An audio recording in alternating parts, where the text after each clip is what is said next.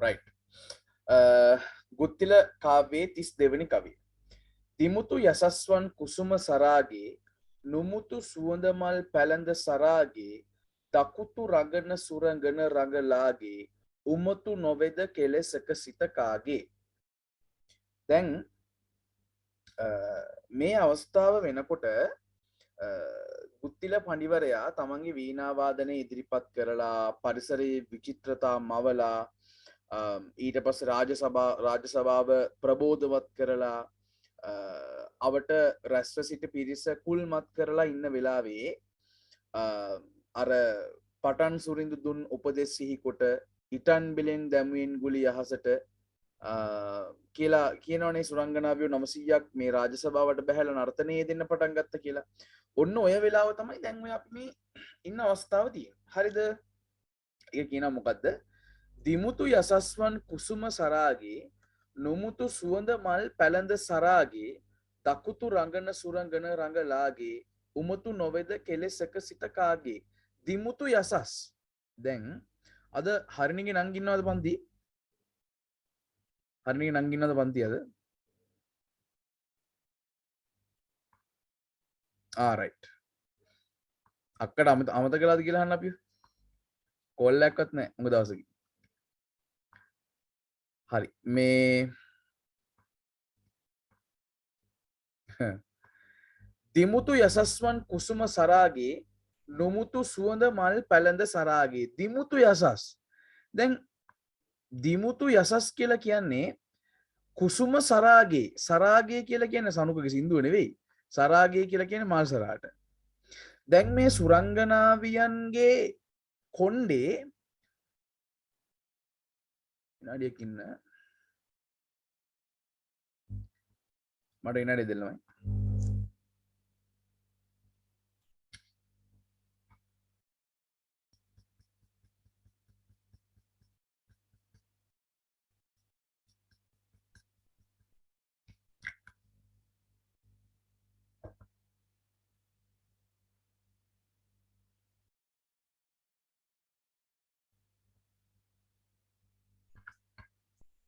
හරි. මේ මොකද සත්ව එක කියලා.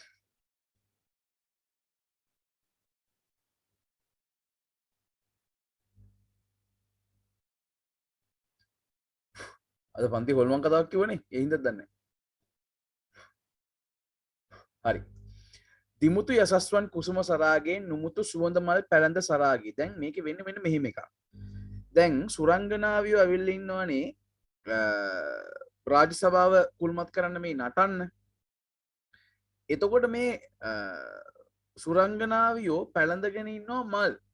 ඊටාම සුවඳ මල්. මේ මල් ඒගොල්ලන්ගේ කොණ්ඩේ ගහලා තියෙනවා. ඒ වගේම ඒ කොණ්ඩේ ලස්සනයි. ඒ මල් නිසා. ඒක හරියට මල්සරාගේ යසස් වගේ කියලා තමයි කියන්නේ. යසස් කියලා කියන මොනවද? කීර්තිය. හරිද? එතකොට මේ මල්සරාගේ කීර්තිය වගේ මේ පේන මල් පැළඳගෙන ඉන්නවා සුරංගනාවියෝ. එහෙම මල් පැළඳගෙන ඊටාම ලස්සනට රංගනේ යෙදෙන මේ සුරංගනාවියන්ගේ රංගනේ දකුතු රංගන සුරංගන රංගලාගේ දකුතු දකින්නකොට මේ සුරංගනාවියන්ගේ රංගනය උමතු නොවේද කෙලසක සිතකාගේ මේ සුරංගනාවියන්ගේ මේ රංගනය දැකපු ඕනි කෙනෙක්ගේ සිත මොන වෙනවද? උමතු භාවයට පත් වෙනවා. උමතු භාවයට පත් වෙනවා කියලා කියන්නේ මඤ්ඤං වෙනවා කියලා කියන්නේ සරල භාෂාවෙන්. අන්න ඒක.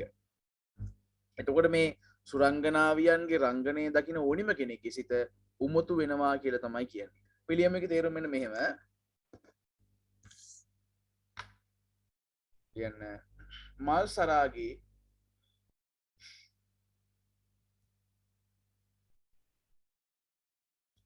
මල්සරාගේ කීර්තිය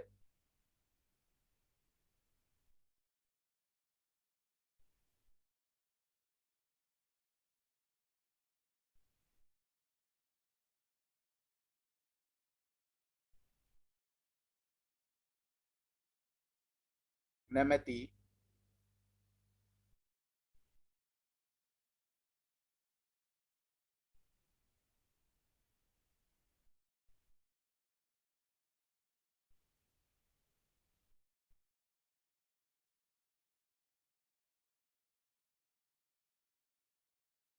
මල්සලාගේ කීර්තිය නැමැති මල් පැළඳ සිටින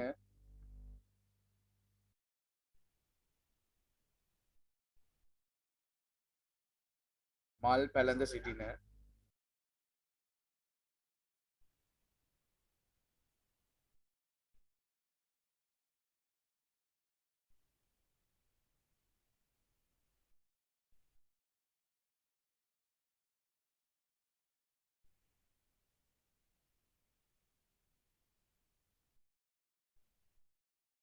මල් පැළඳ සිටින සුරංගනාවියන්ගේ පිස්සු කියන්නත් පුළුවන් මුතුවකට සුරංගනාවියන්ගේ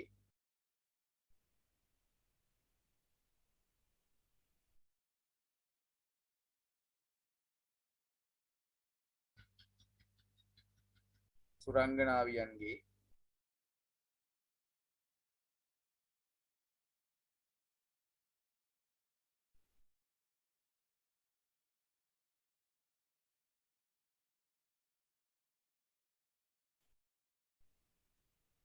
රංගනය දකින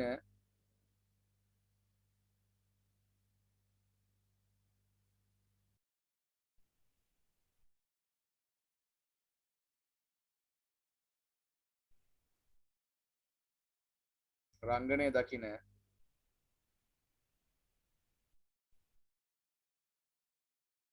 ඕනෑම අයෙකුගේ සිත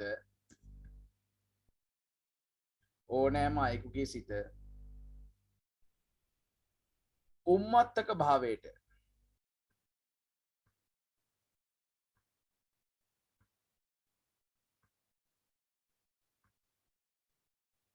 උම්මත්තක භාවයට පැමිණෙන බව වෑත්තෑවේ හිමි පවසයි පැමිණෙන බව වෑත්තෑවේ හිමි පවසයි පැමිණෙන බව වෑත්තෑවේ හිමි පවසයි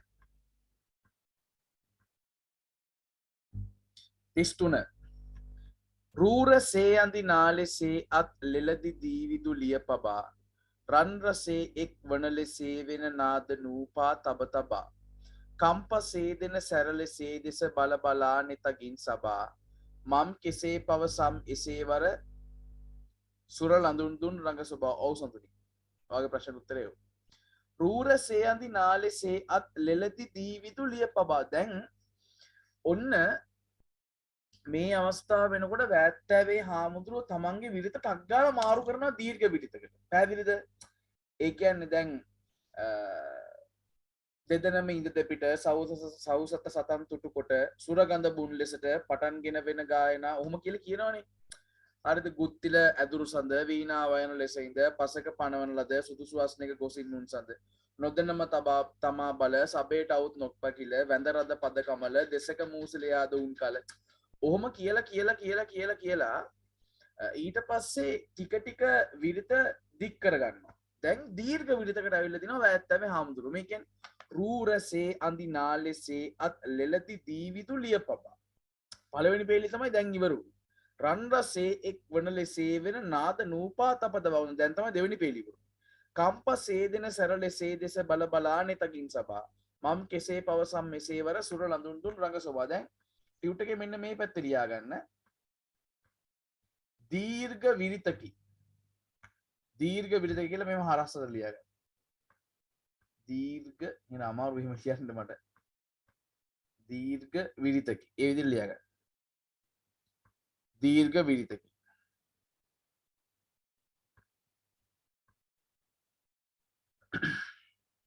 අද නැතරට නිදිමත එනවා. රූර සේ අඳි නාලෙසේ අත් ලෙලදි දීවිදු ලිය පබා රන් රසේ එක් වන ලෙසේ වෙන නාද නූපා තබ තබා. දැන් මේ බලන්න. රූර සේ අඳි නාලෙසේ අත් ලෙලදි දීවිදු ලිය පබා. දැන් රැට අහසේ අකුණු ගහනකොට අපි දැකලා තියෙනවා විදුලිය නිකන් මෙහෙම ඉරි වගේ යනවා. මෙන්න මෙහෙම. ඔන්නෝම ඉරි වගේ යනවා. ඔන්නෝම නිකන් ඉරි වගේ යනවා. එක එක විදිහට යනවා. අහසේ විදුලිය සමූහයක් කොටනවා වගේලු මේ සුරංගනාවියන්ගේ අත් ලෙල දුන්නේ මේ අත් ලෙල දුන්නේ විදුලිය සමූහයක් කොටනවා වගේලු. හරිද? ඒ සුරංගනාවියන්ගේ මේ අත් ලෙලදීම හරියට ගුත්තිලගේ වීණා වාදනයත් එක්ක එකතුනේ රත්තරණුයි රසදියයි එකතු වෙනවා වගේ මේ රන් රසේ එක් වන ලෙසේ. රත්තරණුයි රසදිය එකට එකතු වුණොත් වෙන් කරගන්න බෑ. ඒ වගේ තමයි ගුත්තිලගේ වීණාවාදනය සුරංගනාවියන්ගේ රංගනය දෙක එකට මිශ්‍ර වුණා. රන් රසේ එක් වන ලෙසේ වෙන නාද නූපා තබ තබා. කම්පසේ දෙන සැරලෙසේ දෙස බල බලානෙත ගින් සබා. කම්පසේ දැන් මේ සුරංගනාවියන්ගේ රංගනය දකින ඕනිම කෙනෙක්ගේ හිත විවිධාකාර ආශාවන්ගෙන් නිපිලෙන්ඩ ගන්නවා. ඒක හැටියක්. මේ සුරංගනාවියන්ගේ අන්නක රැඟුම් දකිනකොට ඕනෙම කෙනෙක්ගේ සිත එක එක ආශාවලින් ඉපිලෙන්ඩ ගන්නවා. කම්පසේ දෙන සැරලෙසේ දෙස බල බලා නෙතගින් සබා. මම් කෙසේ පවසම් එසේ වර සුර ලඳුන්දුන් රඟ සොබා. එච්චර ලස්සනට නටපු සුරංගනාවියන්ගේ රංගනයේ ස්වභාවය රංගනයේ ස්වභාවය මම කොහොමද පවසන්නේ? මගේ භාෂාව ඒ තරම් පොහොසත් නැහැ කියලා තමයි වැත්තෑවේ හාමුදුරුවෝ කියන්නේ. ලියන්න මෙන්න මෙහෙම. අහසේ විදුලිය කලාපයක් අහසේ විදුලිය කලාපයක්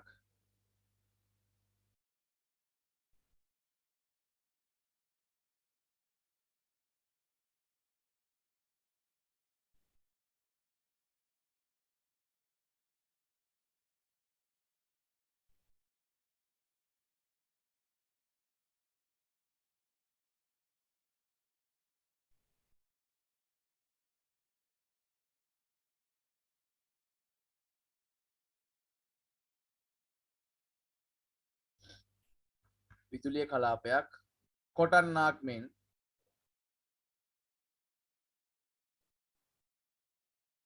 කමක් නෑ බවනි කමක් නෑ මොනවා හරි ගා ගන්න නැති කමන්න වා ලීව් ඉට් නිදහසෙන් අවුලක් නෑ වා හිටියනද පන්ති කමන්න ලීව් ඉට් ඉක්මනින් සුව වෙන්න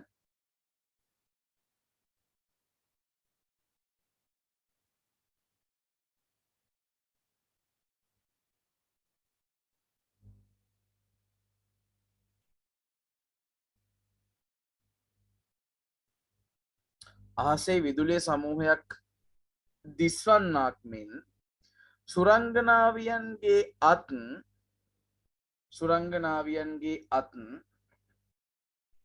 සුරංගනාවියන්ගේ අත් ලෙලදෙයි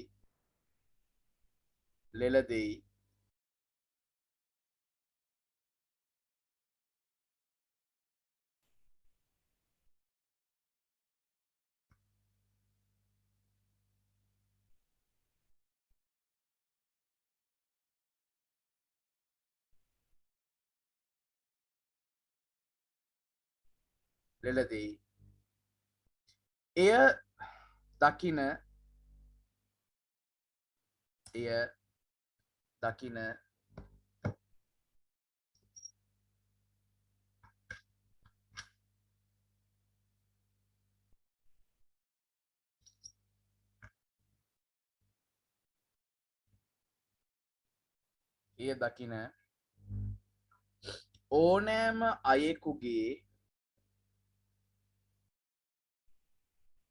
ඕනෑම අයෙකුගේ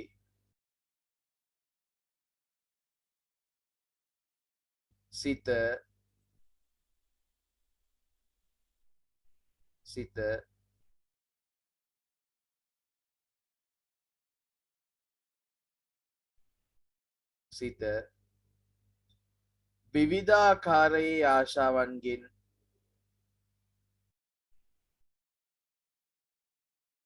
විවිධාකාරයේ ආශාවන්ගෙන්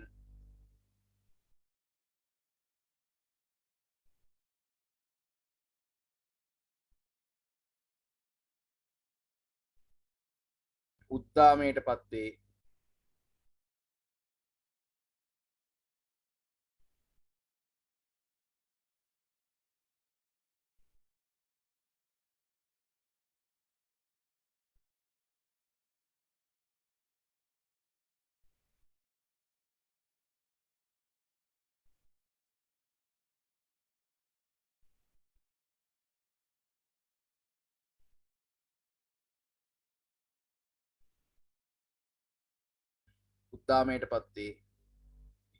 එම සුරංගනාවියන්ගේ රංගනයේ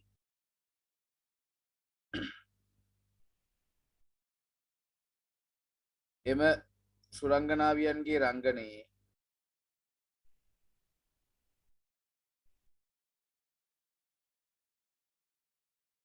අලංකාරත්වය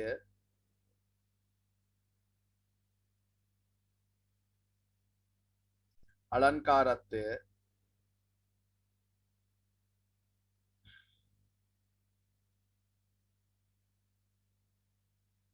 අලංකාරත්වය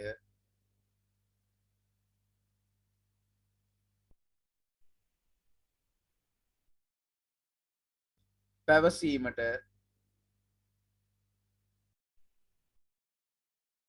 තරම් තමාගේ භාෂාව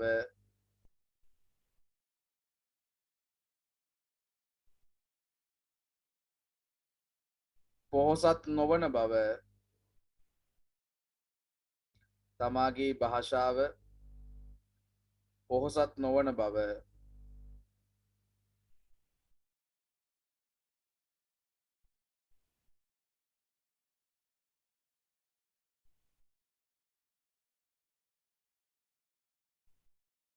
බෑත්තෑවීමි පවසයි.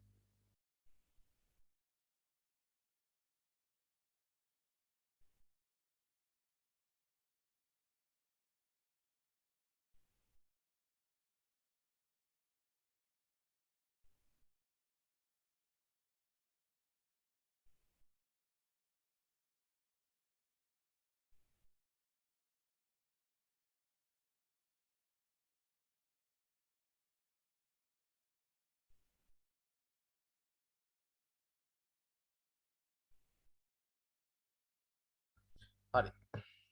ඊළඟ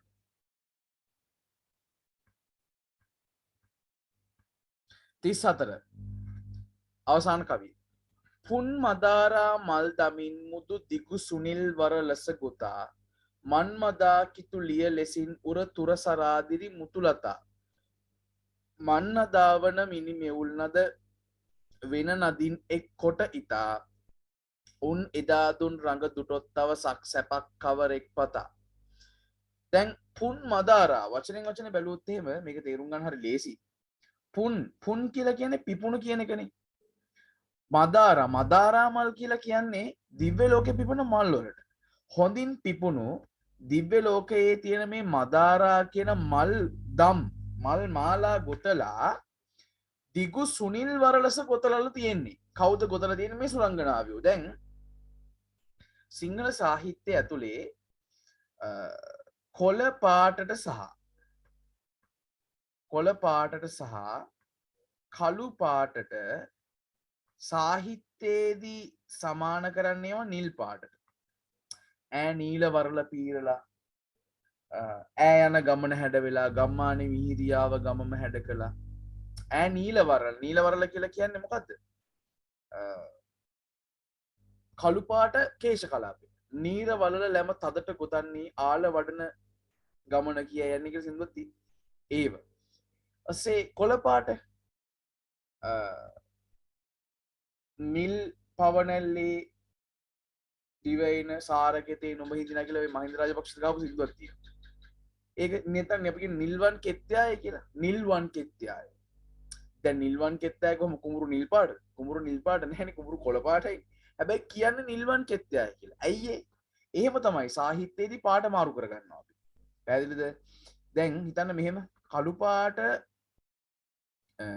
පාටට සහ කොළ පාටට අපි කියනවා නිල් පාට කියලා. ඒක හරි. නිල් පාටට කියන්නේත් නිල් පාට කියලාම තමයි ඈ. දෙවුන්දර තියෙනවා දේවාලයක් දෙවුන්දර උත්පල වර්ණ ශ්‍රී විෂ්ණු මහා දේවාලය කියලා. විෂ්ණු දෙවියෝ නිල් පාටයිනේ. එතකොට උත්පල කියලා කියන්නේ නිල් පාටට තමයි ඈ. ඒකත් මතක තියාගන්න. ඔන්න හොඳින් පිපුණු මදාරා මල් දාම අරගෙන ගොතා ගන්නවලු තමන්ගේ දිග වරලසේ. මන්මදා කිතුලිය ලෙසින් උර තුර සලාදිලි මුතුලතා. මේ මුතුලතා අර මල් මේ මල් මාලා මේ වලින් සරසපු තමන්ගේ කොණ්ඩයට මුතුලතා වගේලු දිලිසෙන මුතු වගේ තැනින් තැන දිලිසෙනවලු. ඒක දිලිසෙනක හොඳට පේන සුරංගනාවිය උරිස් හොල්ල නටනකොට. මන්න දාවන මිනි මෙවුල් නද වෙන නදින්නේ කොට ඉතා. මිනි මෙවුල කියලා කියන්නේ කාන්තාවන්ගේ ලිංගික ප්‍රදේශයට දාන ආභරණ. ඔය ඉස්සර කාලේ රජවරු යුද්ධයට යන්න කලින් මේ අගබිසවගේ ලිංග ප්‍රදේශයට දාලා කියලා දෙන ඔය මිනිමෙවුල කියන එක. මණිමේ කලාව කියන එක. ඔය සින්දුවකුත් තියෙන්නේ නදිමාල් කියන මේ අඳුරේ ගිලී තනි වීලා මෙසේ නාඩන් නිතින් සොඳරී මගේ නොසිතා සිතා අතීතයේ කතා බිඳුනාට මණිමේ කලා කියලා. මණිමේ කලා කියලා කියන මණිමේ කලාව බිඳුනාට බිඳුනා කියලා කියන්නේ කාන්තාවගේ පතිවත කියන එක නැති වුණා කියන එක. පිරිසුදු බව කියන එක නැති වුණා කියන එක. එතකොට මේ සුරංගනාවියන්ගේ ලිංගාසිත ප්‍රදේශයට නැත්තම් මේ ඉන සහ ඊට පහළ කොටසට මේ මණිමේ කලාව දාලා තිබිලා තියෙනවා. එතකොට මේ මන් අදා මිනිස්සුන්ගේ සිත් සතුටු කරවමින් මේ සුරංගනාවියන්ගේ මිනිමෙවුල් නද එකතු වුණාලු මොකත් එක්කද? වීණානාදයත් එක්ක. සුරංගනාවියෝ නටනකොට ගුත්තිලගේ වීණාවාදනයේට ගුත්තිලගේ වීණාවාදනයත් එක්ක මේ සුරංගනාවියෝ පැලඳගෙන හිටපු මණිමේ කලාවේ හඬත් එකතු වුණාලු. වෙන නදින්නෙක් කොට ඉතා උන් එදාදුත් රඟ දුටොත් තවසක් සැපක් කවරෙක් පතා එහෙම නටපු සුරංගනාවියන්ගේ රංගනයේ ලස්සන චමත්කාරයේ දැක්කුත් එහෙම කවුරු වුණත් එතනින් එහා වෙන සැපතක් හොයන්නේ නැල්ලු.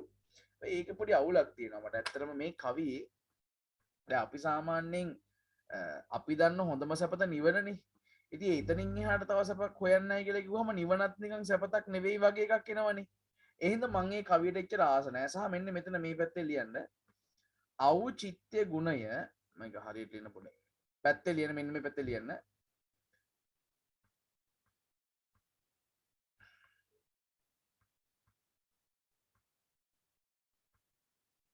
ඖචිත්‍ය ගුණය පිරිහි.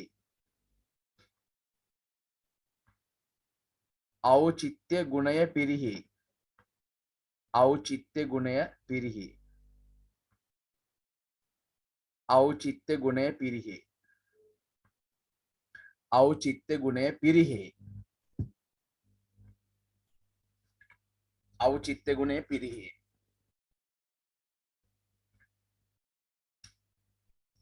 ලියන්න හොඳින් පිපුණු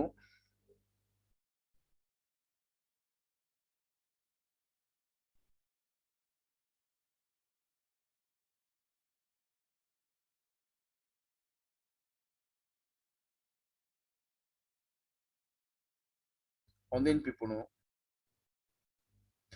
ඖචිත්‍ය කියලා කියන්නේ උචිත බව කියන එක. දැන් හිතන්න වෙන මෙහෙම මම නිකන් උදාහරණයක් කියන්නම්. දැන් ඔන්න මට ඒක මතක් වෙච්ච එකක් හොඳයි කියන්නේ. දැන් ඔගොල්ලෝ දන්නවනේ විරාජ් බාතිය කියලා ගායකයෙක් ඉන්නවනේ. විරාජ් අයියට සින්දුවක් ලියන්න දැන් මට ඇවිල්ලා තියෙනවා. දැන් මම මේ දවස්වල ඒකට කරුණු එකතු කර කර ඉන්නවා. ඒ සින්දුවම ලියන්න හිතාගෙන ඉන්නේ ටිකක් අමුතු විදිහේ තේමාවකට. තේමාව තමයි දැන් සාමාන්‍යයෙන් අලි ගැන, පෙරහැර ගැන, ඇත්තු ගැන, නැට්ටු ගැන සින්දු තියෙනවනේ. මම ලියන මෙන්න මෙහෙම එකක්. පෙරහැරේ ඇතා ඉන්නවනේ ප්‍රධාන ඇතා.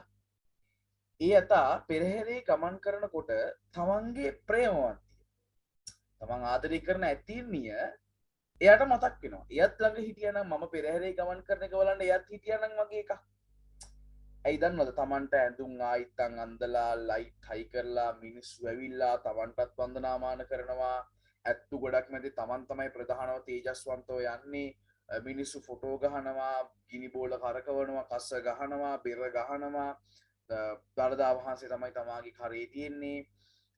ඒ ඔක්කොම ටික බලන්න තමන් ආදරය කරන කෙනා තමන් ගාව හිටියනම් වගේ එකක් එනවනේ. අන්න ඒක තමයි මට ලියන්න ඕනේ. හරිද? ඒකට මම මේ දවස්වල ඒකට එක එක හොය හොය ඉන්නවා. මේ ඒවට ලියන්න වචන තියෙනවනේ. දැන් හිතන්නකෝ මෙහෙම පෙරහැර සම්බන්ධයෙන් නෙම නැත්තම් මේ වගේ සංස්කෘතික මොනවා හරි දෙයක් සම්බන්ධයෙන් ලියනවා නම් ඒ වචන තියෙනවා. දැන් එහෙම ලියවිච්ච වචන මේ ගීත තියෙනවනේ ඔය සොඩින් නෙළුම් මල ගෙනියන බතික්රන් පටින් දිදුලන ඇතින්නියේ යදම් අමතකද පාබැඳි විලංගුවේ උතුම් හිසින් ඇන ඇන කොයි ලෙසිනේ කිරිබොන්නයි ඇතින්නියේ දරුසෙනහස ගාල් කළේ මන්දැයි. දැන් ගාල් කරනවා සොඩින් නෙළුම් මල ගෙනියන බතික්රන් පටින් දිදුලන ඇතින්නිය කිව්වහම අර ඇතා පෙරහැර රෑ අර ගිනි බෝල කරකවනවා. අර ඒ කල්චර් එක පේන්න ගන්න ඕනේ අපිට. ඒ කල්ට් එක පේනවා. නැත්තම් නැට්ටෝ ගැන කිව්වොත් එහෙම කිරුළ මුතුලිහි සරසර හඬින් නැගිරෙන සුළු මැදුම් දෙතිත පැටලී ගිගිනි වැරපෙන නටනවා නොවෙයි වැහැරුණු දෙපා වෙවුලනා තන තන තාන තම් දෙනා. දිලිසෙනා සේම කරලිය දිලෙන්නේ නැති. වන්නමක් සේම සුමිහිරි තානමක් නැති. සකියෙන් රිදී කාසි සොලවන්නට බෙර පදේ මදී කිව්වහම පෙරහැර නැටුම වන්නම සංස්කෘතිය ඔය ඔක්කොම එනවනේ අපිට එළියට පොඩි දැනනවනේ එහෙම එකක්. දැන් ඒ එහෙම දැනනවා නම් ඒ නිර්මාණයේ තියෙන භාෂාව උචිතයි නිර්මාණයට. ඖචිත්‍ය ගුණය තියෙනවා ඒක. බෑත්තෑවේ හාමුදුරුවන්ගේ මේ කවියේ ඖචිත්‍ය ගුණය නැහැ. ඇයි දන්නවද? බෞද්ධ සංස්කෘතියට එකඟ නොවන කැලලක් නෙවෙයි තියෙන්නේ. ලෞකික හරි ලෝකෝත්තර හරි එතනින් එහාට සැපතක් හොයන්නේ නැහැ කියන කොටම අපිට තේරෙන ගන්නවා යකෝ එහෙනම් නිවනත් ඊට වඩා පහළින් තියෙන සැපතක් නෙමෙයි මේ සුරංගනාවේ රංගනීය වගේ එකක් බලනකොට වගේ එකක් ඔළුවට එනවනේ. ඒ නිසා මම කියන්නේ ඒක ගැලපෙන්නේ අපරාධේම වාක්‍යයක් ලිව්වා. ඒ නිසා මම කියන්නේ ඒක ඖචිත්‍ය ගුණේ පිරිහිලා තියෙනවා කියලා. ඒක මගේ අදහස. රයිට්. ලියන්න. හොඳින් පිපුණු මදාරාමල් පැලඳගෙන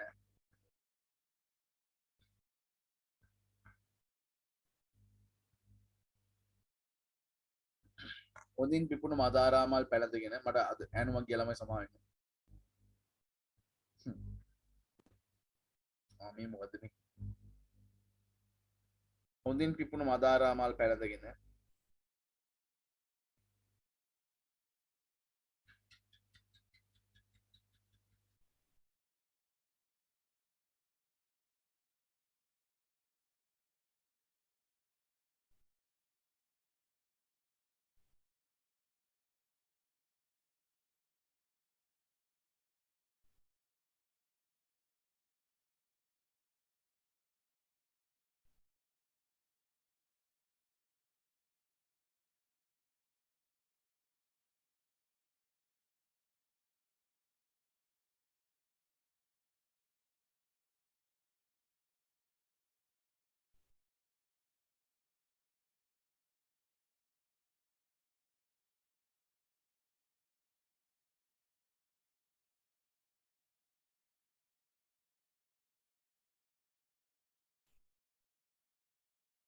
මදාරාමල් පැලඳගෙන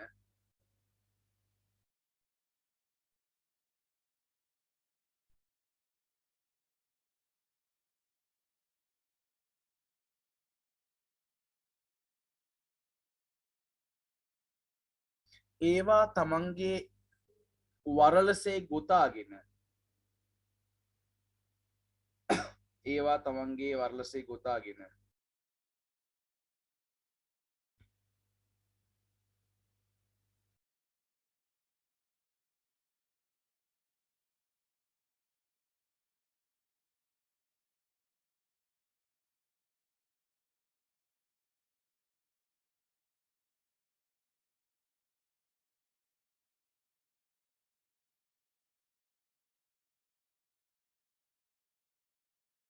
ගොතාගෙන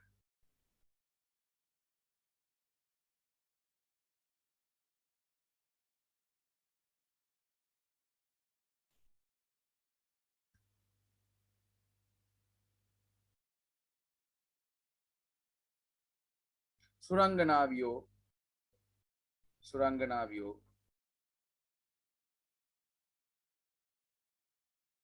සුරංගනාවියෝ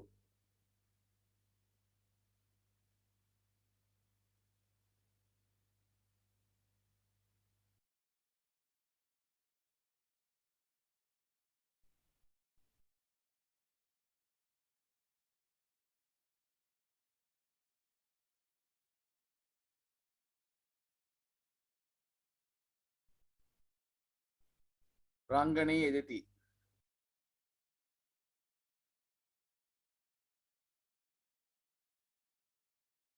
රංගනයේ යෙදෙති.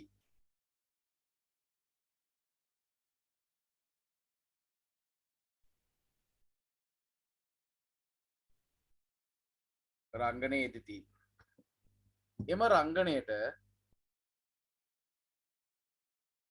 එම රංගනයට සුරංගනාවියන්ගේ මණිමේකලාව නාදවන අතර එම රංගනයට සුරංගනාවියන්ගේ මණිමේකලා නාදවන අතර මණිමේකලා නාදවන අතර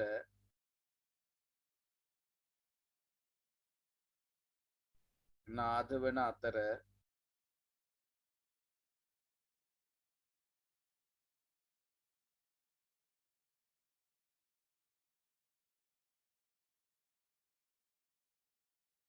නාද වන අතර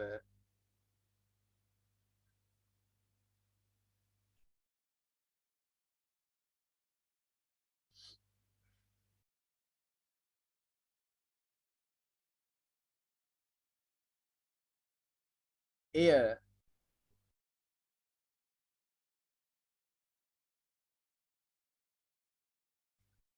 ගුත්තිල පඬිවරයාගේ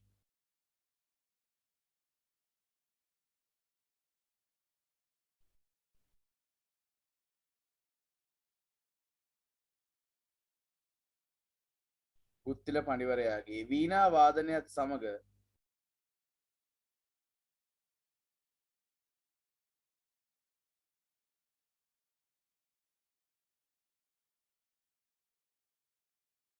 වීණා වාදනයත් සමග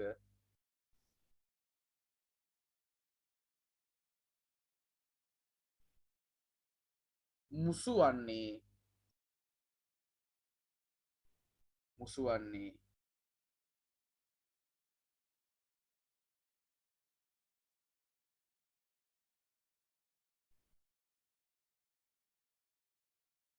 වන්නේ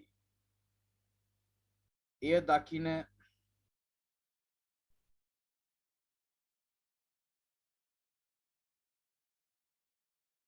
ඕනෑම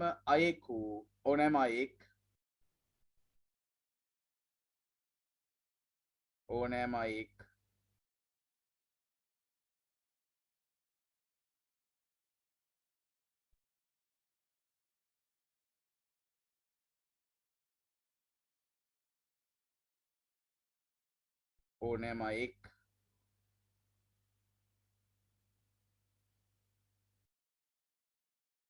ඉන් එපිට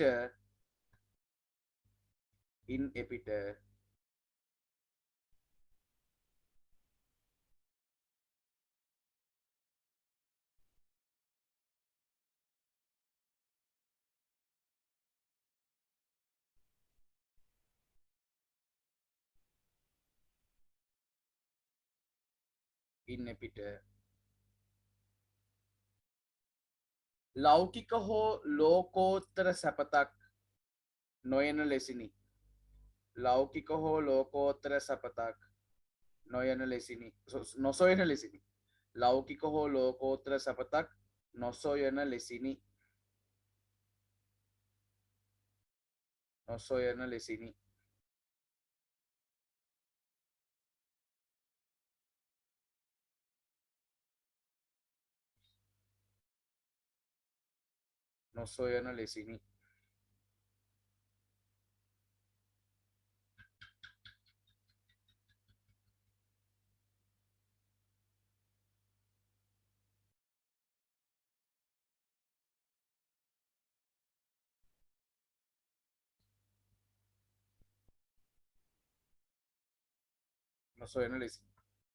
රයිට්. එහෙනම් ඔන්න ගුත්තිල නද අවසන්. රයිට්. දැන් ඔන්න එක වතාවක් ගුත්තිලේ කියවගන්න බෑ. ගුත්තිලේ කවි ටික එක වතාවක් කියවගෙන කවි 34 මම විනාඩි 10ක් දෙන්න. විනාඩි 10ක් දෙන්නම් කියවගෙන ඉන්න බලන්න. ඊට පස්සේ වාක්‍ය මූලිකාංග ඉගෙනුවා. පළවෙනි වාක්‍ය රීති 5 කරා. දවස් අවසන් කරා.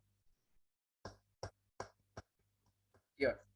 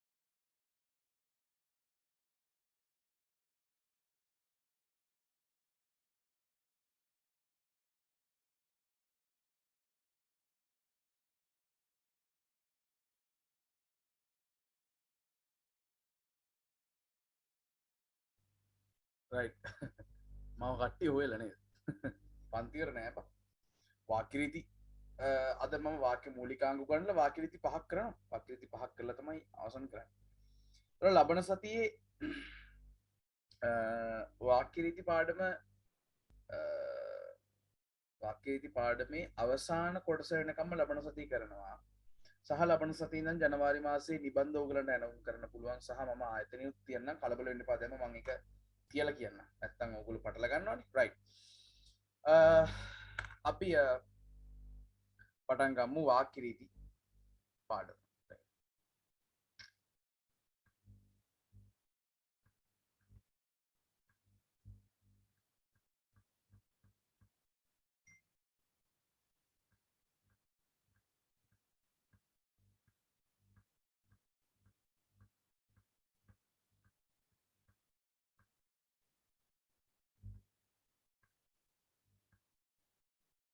වාක්‍යරීති කොටස තියෙන අලුත් ටියුට් එකේ තියෙන්නේ රයිට් දැන් වාක්‍යයක් අපි බැලුවහම අලුත් ටියුට් එක කියලා කියන මේ දෙසැම්බර් මාස ටියුට් එක මම කියන්නේ අර කරේ නොවැම්බර් මාස කොටසක් නේ රයිට් වාක්‍යයක් ගත්තහම ඒ වාක්‍යයේ තියෙනවා මූලිකාංග කියලා જાතියක් හරිද ඔය මූලිකාංග කියන කොටස මිස් වුණොත් එතනින් එහාට අපිට හරියට වාක්‍යයක් ව්‍යාකරණ කුලව ලියා ගන්න බැරි වෙනවා. ඒක ලොකු අරුබුදයක්. හේතුව විචාරයක් ලියන්න බෑ, රචනාවක් ලියන්න බෑ, රසාස්වාදයක් ලියන්න බෑ. හරියට තේරුම් ගන්න විදියක් නෑ. ඒක තමයි තියෙන අවුල. right. එතකොට දැන් මේ වාක්‍ය රීති වාක්‍ය රීති හයකුත් කරලා තියෙනවා ෂෝක්නේ. ඇත්තද? වාක්‍ය රීති හයක් කරාද? අඩේ මරුනේ. කරාද කියලා කියන්න බෑ. නියමයි. හරි එහෙනම් මම ටක් ගාලා මේ මතක් කරන්න හදපු කොටස මතක් කරලා ඊළඟ රීතියට යන්න. ෂාගෙන හරු. රයිට්. දැන් කතෘ කර්මය උක්තය අනුක්තය ආඛ්‍යාතය. හරිද? මම ලියන වාක්‍යයක් මෙන්න මෙහෙම. මේක ඊටාම සරල වාක්‍යයක්. මම ලියනවා alright. මම ලියනවා මෙන්න මෙහෙම. ජනාධිපතිවරයා අපරවටයි. ජනාධිපතිවරයා අපරවටයි. මේක ඇත්ත වාක්‍යයක්නේ. බොරු කියන්න ඕනේ නැහැනේ. ජනාධිපතිවරයා අපරවටයි. දැන් ටග්ගල මාරු මේ ලකුණු කරගමු මේකේ කතෘ කර්මය උක්තය අනුක්තය ආඛ්‍යාතේ. ජනාධිපතිවරයා කවුද? කතෘ. ජනාධිපතිවරයා කතෘ. ජනාධිපතිවරයාගේ රවටයි කියන ක්‍රියාවට ලක් වෙන්නේ කවුද? අප. එහෙනම් කතෘගේ ක්‍රියාවට ලක් වෙන්නේ කවුද? කර්මය. ඒකත් හරි. රවටයි කියන අවසාන ක්‍රියාවෙන් කියවෙන්නේ ජනාධිපතිවරයා ගැන. එහෙනම් ඒක උක්තය. රවටයි කියන අවසාන ක්‍රියාවෙන් කියවෙන්නේ නැත්තේ අප ගැන. එහෙනම් එයා අනුක්තය. රවටයි කියන්නේ කවුද? ආඛ්‍යාතය. හරිනේ. රයිට්. දැන් මේක සරලයි. එහෙනම් දැන් මම යනවා 7 වෙනි වාක්‍ය රීතියට ටක් ගාලා.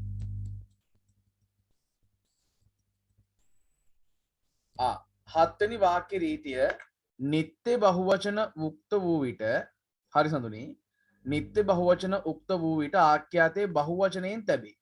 දැන් නිත්‍ය බහුවචන කියන්නේ මොනවද? ආයෙක් කෙනෙක් ආයෙක් කෙනෙක් ඇතමෙක් ඇතමෙක් සමහරෙක් ඔන්න ඕව තමයි මොනවා වෙන්නේද? ඔන්න ඕව තමයි අපි සඳහන් කරන්නේ නිත්‍ය බහුවචන කියලා. එතකොට නිත්‍ය බහුවචන වෙනවා නම් හරිද? මොකද ඕප්‍රත්‍ය කියන්නේ? ජවද මොකද ඕප්‍රත්‍ය කියන්නේ? මට තේරෙන්නේ නැහැ මොකද කියන්නේ කියලා. රයිට්. නිත්‍ය බහුවචනයක් එනවා නම් ඒක අපි හඳුන්වන්නේ නෑ ජවද නෑ. ඒ ඕප්‍රත්‍යය ඉන්නේ ගෞරවාර්ථ ප්‍රත්‍ය වලට. මේ නිත්‍ය බහුවචන.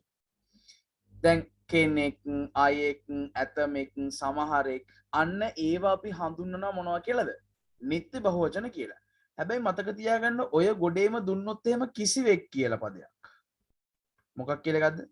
කිසිවෙක් කියලා පදයක් මතක තියාගන්න ඒක නිත්‍ය බහුවචනයක් නෙවෙයි. මේක තරුවක් දාලා ලියාගත්තත් කමක් නැහැ. කිසිවෙක් කියන්න නිත්‍ය බහුවචනයක් නොවේ කියලා ලියන්න. කිසිවෙක් කියන්න නිත්‍ය බහුවචනයක් නොවේ. කිසිවෙක් කියන්න නිත්‍ය බහුවචනයක් නොවේ කියලා ලියන්න.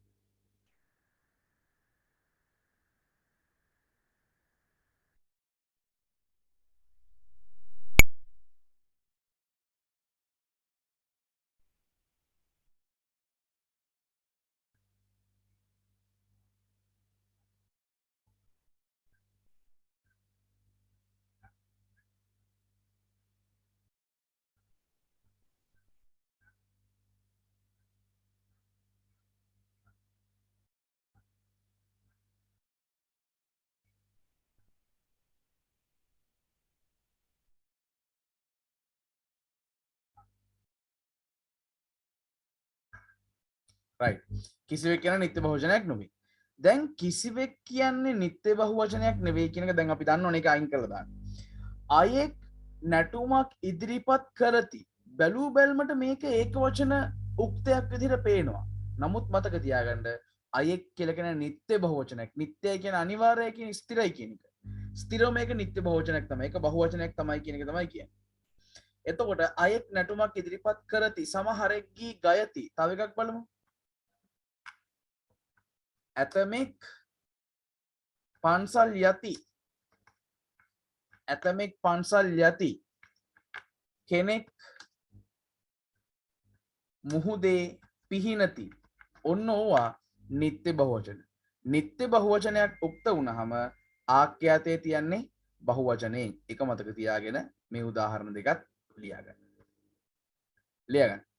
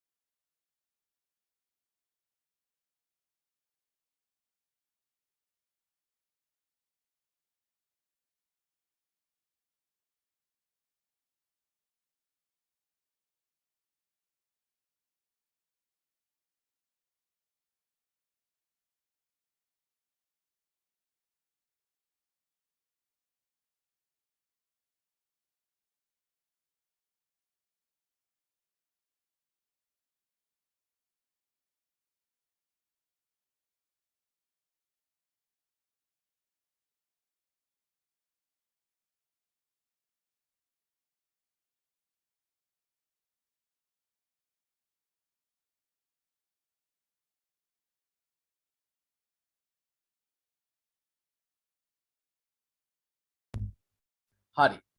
ඔන්න ඊළඟ වාක්‍ය රීතිය.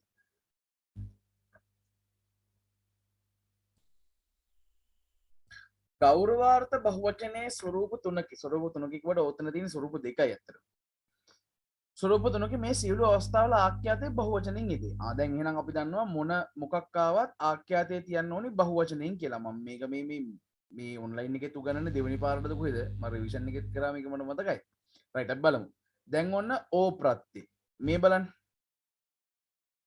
මම ලියනවා පුත්‍ර ධන ඕ මොකද්ද? පුත්‍රයෝ. පුත්‍ර ධන ඕ පුත්‍රයෝ. මම ලියනවා පුත්‍රයෝ පාඩම් කරති. පුත්‍ර ධන ඕ පුත්‍රයෝ පාඩම් කරති. පුත්‍රයෝ පාඩම් කරති. ඉබන තව එකක් හූ කියන එක දාමු අපි. භික්ෂුහු භික්ෂු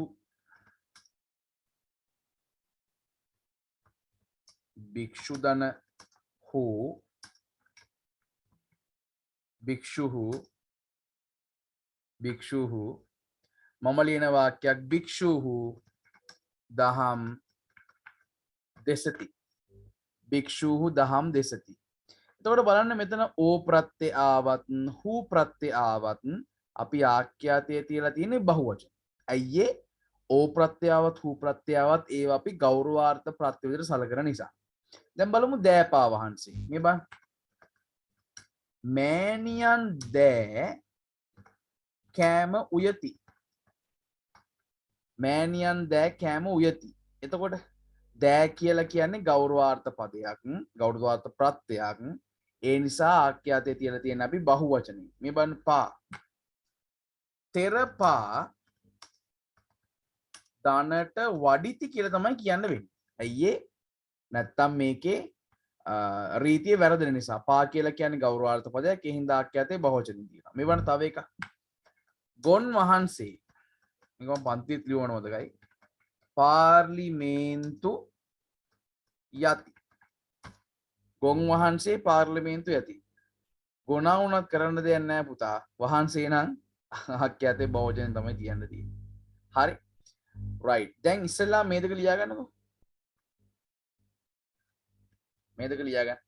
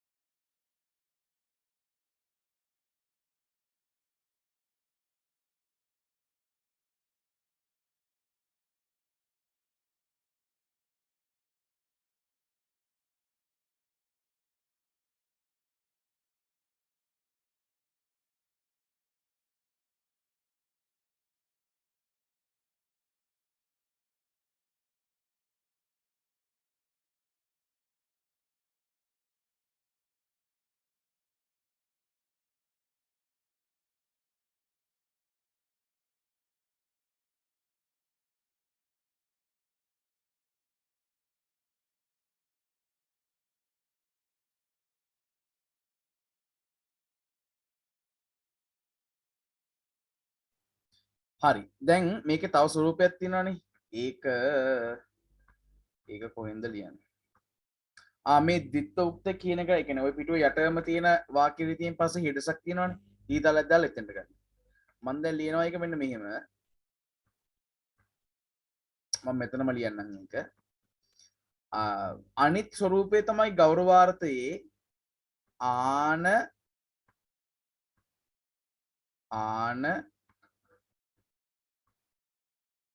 අනු අනි. ආන අනු අනි කියන ප්‍රත්‍ය. දැන් මේ බලන්න. මම ලියනවා වාක්‍යයක්. පිය දන ආන පිඟාන නෙවෙයි පියාන. පියාන. මම ලියනවා පියාන රැකියාවට යති. ඔන්න එතකොට ආඛ්‍යාතයේ බහුවචනෙන් ඇවිල්ලා තියෙනවා. අනු පුත් ධන අනු පුතනු සිල් රකිති.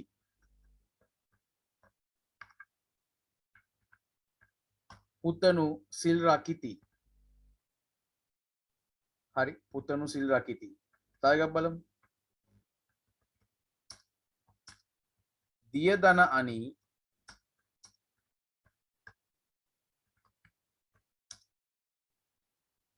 දියනි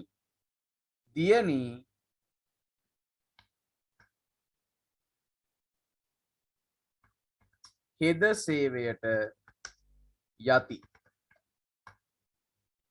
හරිද? එතකොට මේ බලන්න මේ හැම එකම ආඛ්‍යාතයේ බහුවචනෙන් තියලා තියෙන්නේ. ඇයි ඒ? ආන අනු අනි කියලා කියන්නේ ගෞරවාර්ථ ප්‍රත්‍ය නිසා. හරි? මේකත් තියාගන්න.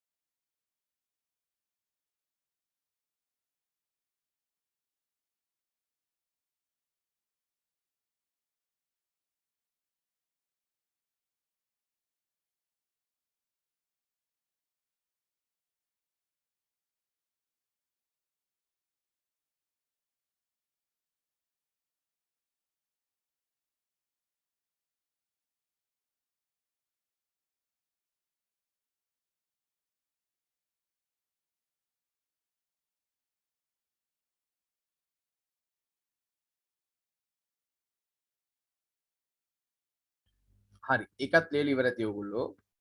දැන් අපි යන් ඊළඟ වාක්‍ය රීතියට.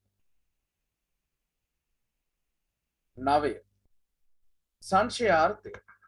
සැකයක්, ආරංචියක්, විශ්වාසයක්, වාර්තා කිරීමක්, බලාපොරොත්තුවක් වැනි අදහසක් ප්‍රකාශ වේ නම් ඒ සංශයාර්ථයයි. මෙහිදී ආඛ්‍යාතයේ තැබීමේදී ප්‍රධාන කරුණු 4ක් සැලකිල්ලට ගැනීමට මොහොතක් දෙන්න.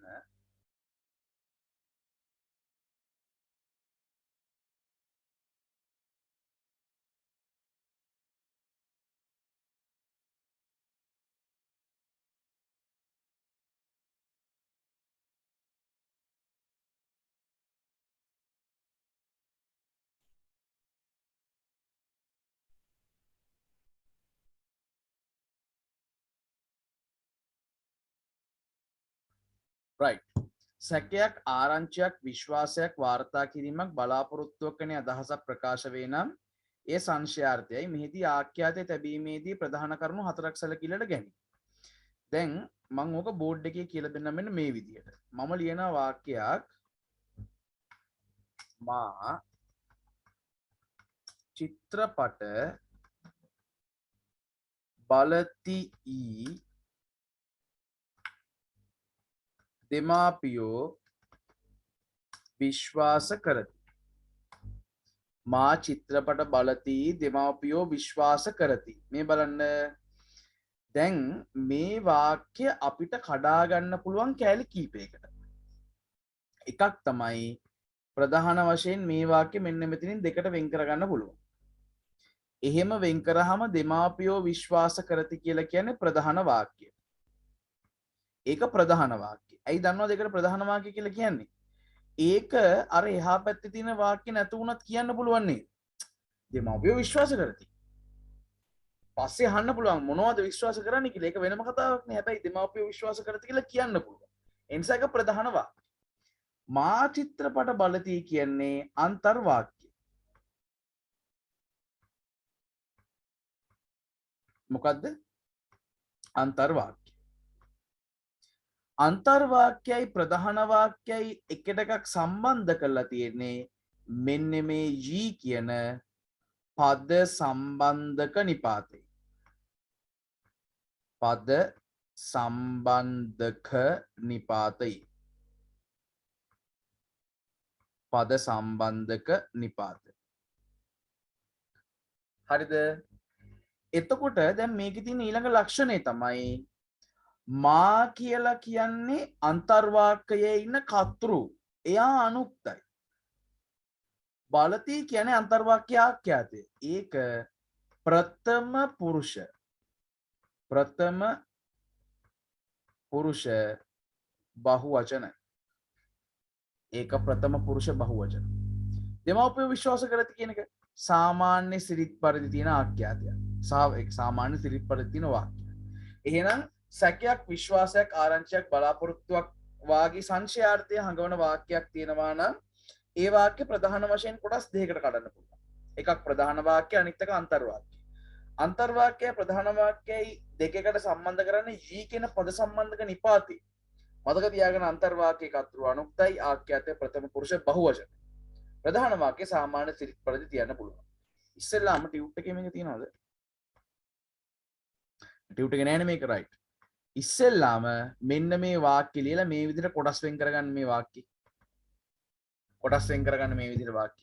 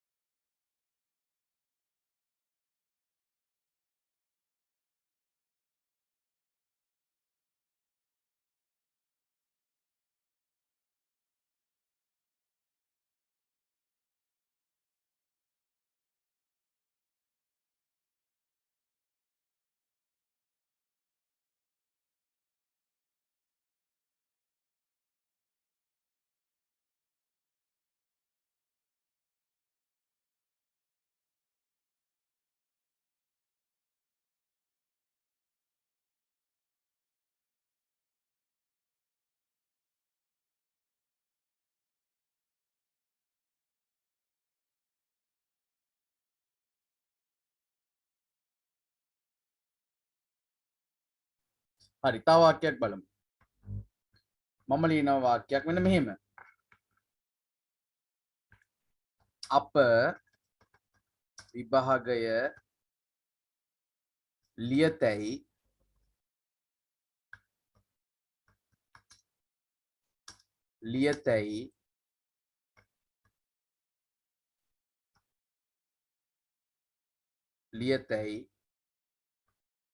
ගුරුවරු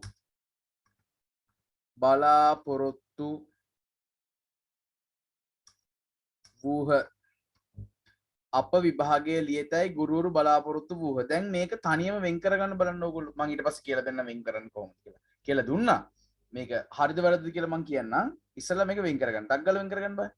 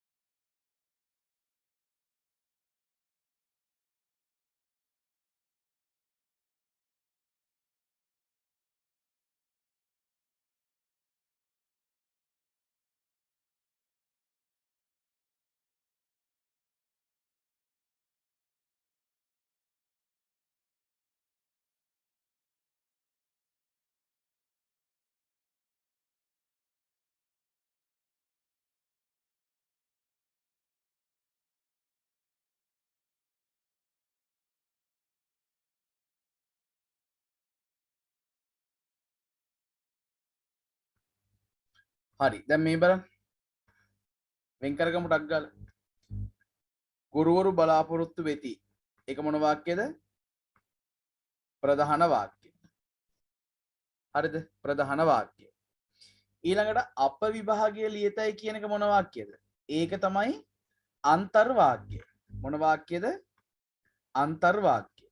හරිද? ප්‍රධාන වාක්‍යයි අන්තර් වාක්‍යයි සම්බන්ධ කරන්නේ ඊ කියන පද සම්බන්ධක නිපාතේ. අන්තර් වාක්‍යයේ කර්තෘ අනුක්තයි. ආඛ්‍යාතය ප්‍රථම පුරුෂ බහුවචන. ප්‍රථම පුරුෂ බහුවචනයි ප්‍රධාන වාක්‍ය සාමාන්‍ය සිරිත් පරිදි තමයි තියලා තියෙන්නේ. හරිනේ? රයිට්. දැන් ඔන්න ඊළඟට ද්විත්ව උක්තේ. ද්විත්ව උක්තේ කියන 10 වෙනි වාක්‍ය රීතියනේ. ඒකට යන්න කලින් මුලින් ඉඳන් මේ වාක්‍ය රීති 9 එක වතාවක් කියවගෙන විනාඩියක් දෙන්න. කියවගෙන ඉන්න මට අකල වතුර බිලින්න ඈ. කියවගෙන.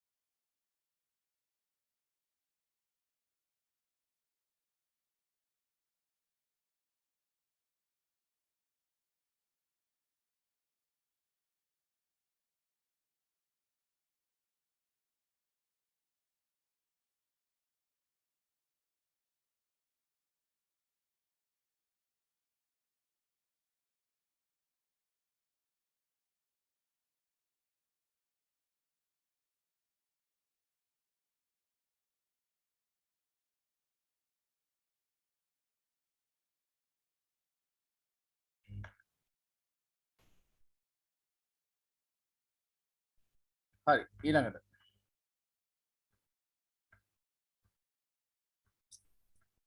ඒකත් හරි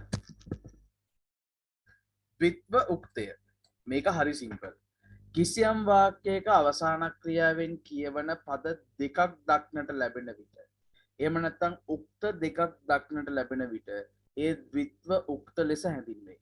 අදාළ උක්ත දෙක එකම පිරිසක් තැනැත්තෙක් උදෙසා යොදා තැබිය යුතුය. මේ බලන්න. බෞද්ධයෝ ඉවසිලිවන්තයෝ වූහ. හරිද?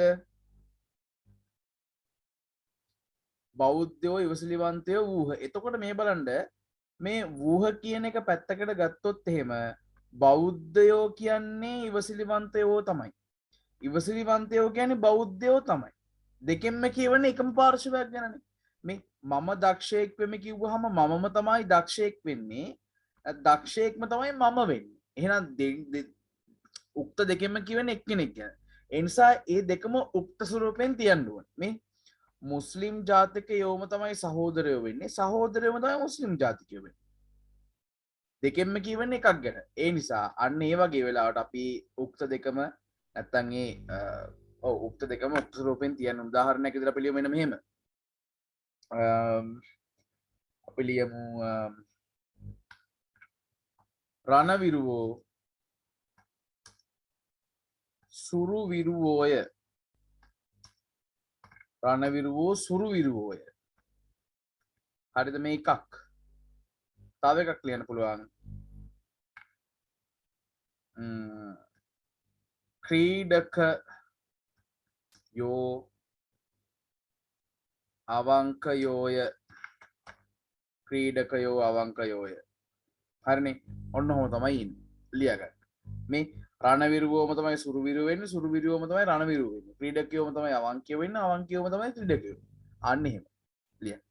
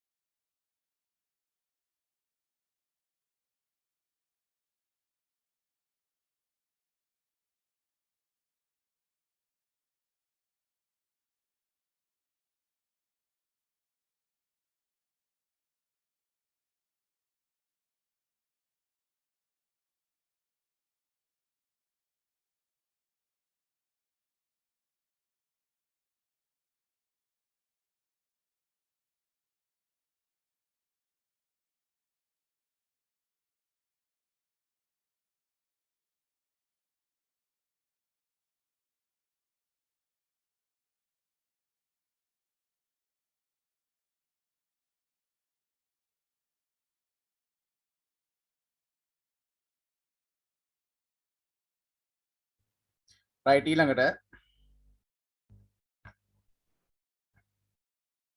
ප්‍රශ්නාර්ථවාචී නිපාතයෝගයේදීද ද්විත්ව උක්ත රීතිය භාවිත වේ. දැන් ඕගොල්ලෝ දන්නවා ද්විත්ව උක්ත රීතිය කියන්නේ මොකක්ද කියලා. මොකක්ද ද්විත්ව උක්ත රීතිය කියන්නේ? උක්ත දෙකෙන්ම එකම පාර්ශවයක් කතා ගැන කතා කරනවා නම් ඒ දෙක උක්ත ස්වරූපෙන් තියන්න ඕනේ. ඕකම ප්‍රශ්නාර්ථවාචී නිපාතයෝගයේදීත් පාවිච්චි කරනවා. මේ ඔව්හු බෞද්ධයෝද? ඔව්හුම තමයි බෞද්ධයෝද කියලා අහන්නේ. බෞද්ධයෝම තමයි ඔව්හුද කියලා අහන්නේ. මේ ද කියන ප්‍රශ්නාර්ථවාචී නිපාතයක් තියෙනවා. හැබැයි ඒ වුණත් අපි පාවිච්චි කරන්නේ ප්‍රශ්නාර්ථවාචී නිපාතයෝගයේදී ද්විත්ව උක්ත රීතියම තමයි. මේ මුස්ලිම් ජාතිකයෝ සහෝදරයෝද මේ ප්‍රශ්නාර්ථවාචී නිපාතෙමේදී. හැබැයි සහෝදරයෝ මුස්ලිම් ජාතිකයෝද ඉතින් ওই දෙක දෙපැත්තට මාරු කරලා අහන්න පුළුවන්. මේ බලන්න තව එකක් මම ලියනවා.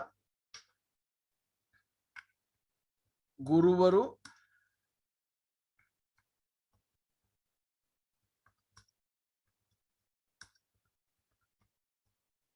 දක්ෂයෝද?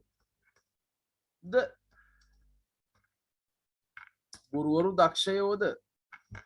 එතකොට ප්‍රශ්නාර්ථවාචී නිපාතයෝගයක් තිබ්බට අපි පාවිච්චි කරන්නේ ද්විත්ව උක්ත රීතියම තමයි. මේ වань තව එකක්. මන්ත්‍රීවරු උගත්තුද? මම බයලා වගේ බලන් හිටියේ නේද? මන්ත්‍රීවරු උගත්තුද? මන්ත්‍රීවරු කොහොම පොඩ්ඩක් ගැස්සෙනවා මේ දවස්වල. මන්ත්‍රීවරු උගත්තුද? නෑ. මන්ත්‍රීවරු උගත්තුද? එතකොට ප්‍රශ්නාර්ථවාචී නිපාත යෝගයේදීත් අපි පාවිච්චි කරන්නේ මොකද්ද? ද්විත්ව උක්ත රීතියම තමයි. ලියන්න. දවසේ අවසාන වාක්‍ය රීතිය තමයි මම ඊ කරේ. අනේ හෝ තව එකක් කරන්න පුළුවන්. 12 කරමු. 12ත් කරමු. අර ලියන්නකෝ.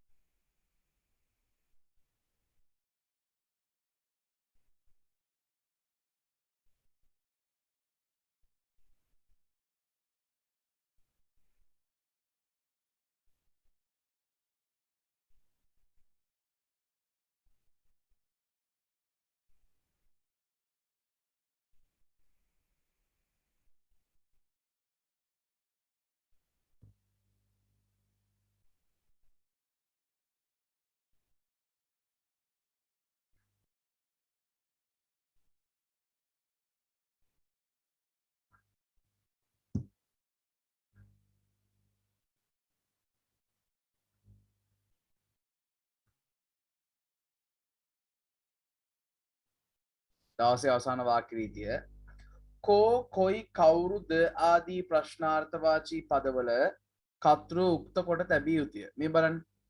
කෝ කොයි කවුරුද කියන ප්‍රශ්නාර්ථවාචී නිපාතේ එනවා නම් යම්කිසි වාක්‍යයකට ඒ වාක්‍යයේ කතෘ මොන ස්වරූපෙන් ඉන්න ඕනි කියලා කියන්නේ.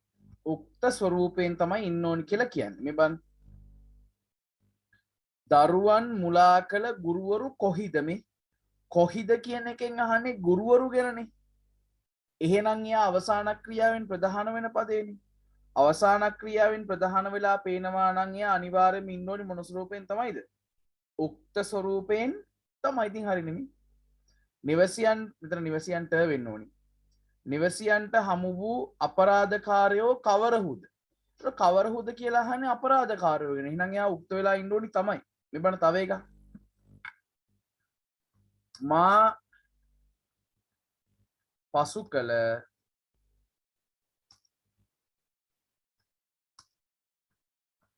පෙම්වතියෝ නැත්නම් එහෙම මා රැවටු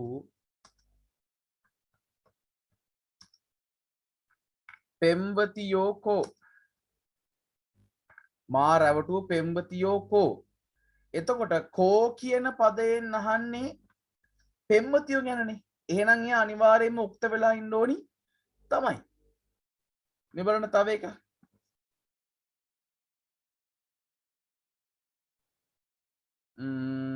අපි ගමු මෙන්න මෙහෙම. රට වනසන ඇමතිවරු කවුරුද? රට වනසන ඇමතිවරු කවුරුද? මේ කවුරුද කියන ප්‍රශ්නාර්ථවාචී නිපාතයෙන් අහන්නේ ඇමතිවරු ගැන. එහෙනම් එයා උක්ත ස්වරූපයෙන් ඉන්න ඕනි තමයි. ඒක තමයි ඔය කරලා තියෙන්නේ. කෝ කොයි කවුරුද ආදී ප්‍රශ්නාර්ථවාචී පදවල කතෘ අනිවාර්යයෙන්ම මොන ස්වරූපයෙන් ඉන්න ඕනිද? උක්ත ස්වරූපයෙන් ඉන්න ඕනිමයි. ලියගන්න.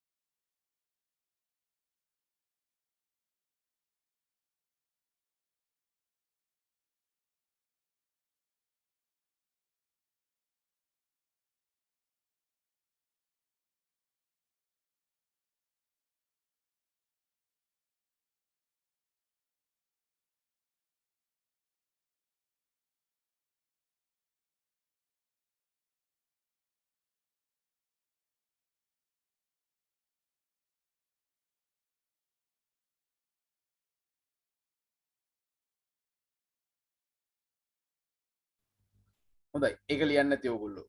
එහෙනම් අපි අදට අපේ හමුවීම අවසන් කරගන්නවා.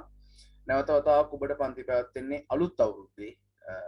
ඒ කියන්නේ ලබන අඟහරුවාදා ඔබේ ප්‍රශ්න පත්‍ර පන්ති තමයි ඊළඟට පැවැත්වෙන්නේ. 2021 අවුරුද්දේ ඔබත් මමත් හම්බෙන අන්තිම අවුරුද්ද මේ අන්තිම දවස මේ අවුරුද්දේ මේ ඔන්ලයින් පන්ති ඉන්න බහුතරයක් මේ අවුරුද්දේ මාත් එක්ක එකතු වුණා අය. මේ අවුරුද්ද කියලා කියන්නේ හරි අමුතු අවුරුද්දක්. අපි හැමෝටම කරදර ඇති වෙච්ච අවුරුද්දක්. ජීවිතේ සමහර දේවල් අපිට හම්බෙලක් තියෙනවා, සමහර දේවල් නැති වෙලක් තියෙනවා. අපේ ළඟම ඥාතීන්, හිතවතුන්, මිත්‍රයින් අපෙන් ඈත් වෙච්ච අවුරුද්දක්. අපිව දාලා සදහටම දෙනෙත් පියාගත්ත අවුරුද්දක්. අද හවසත් එහෙම සිද්ධියක් වුණා. මම පන්ති ඉවර කරලා ගෙදර එනකොට ආරංචි වුණා. අපේ අපිට ගොඩක් හිතවත් අරිඳු කියලා සහෝදරයෙක් ජීවිතක්ෂයට පත් වෙලා තියෙනවා. හදිසියේ අභාවයට පත් වෙලා තියෙනවා. එහෙම තමයි මිනිස්සු හරි අමුතුයි. මිනිස්සුන්ගේ ජීවිත කෙලවර වෙන විදිහත් හිතා ගන්න බෑ. ඉතින් කොහොම නමුත් ඔය මොන දේත් වෙලා මිනිස්සු පොකුරු ගණන් මැරුණා. එහෙම වුණාට පස්සෙත් ඔබත් මමත් තාමත් ඉතුරු වෙලා ඉන්නවා. මම විශ්වාස කරනවා අපි ඉතුරු වෙලා ඉන්නේ ඔබටත් මටත් දෙගොල්ලන්ටම අතිරේක ජීවිත කාලයක්, අතිරේක ආයු කාලයක් තියෙන නිසා කියලා. ඉතින් මේ අතිරේක ආයු කාලයෙන් අපි අපිට පුළුවන් උපරිම ප්‍රයෝජනෙ ගමු. ලබන අවුරුද්ද කරදර නැති අපි හැමෝටම සුබ වන යසවන අලුත් අවුරුද්දක් වෙන්න කියලා හැමෝටම ප්‍රාර්ථනා කරනවා.